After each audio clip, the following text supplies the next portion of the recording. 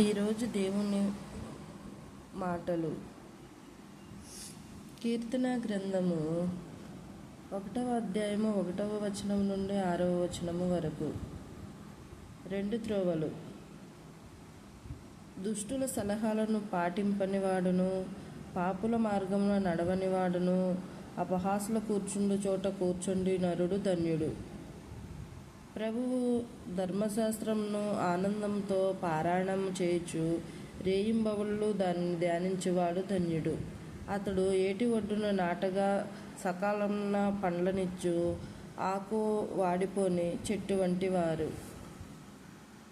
అతడు తాను చేపట్టిన కార్యములన్నిట విజయమును బడియును.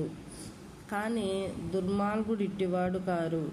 వారు కళ్ళమున గాలికి ఎగిరిపోవు పొట్టు వంటి వారు. దుష్టులు దేవుని తీర్పునకు తట్టుకొని నిలువజాలరు. నీతిమంతులు సభలో పాపులు నిలువజాలరు.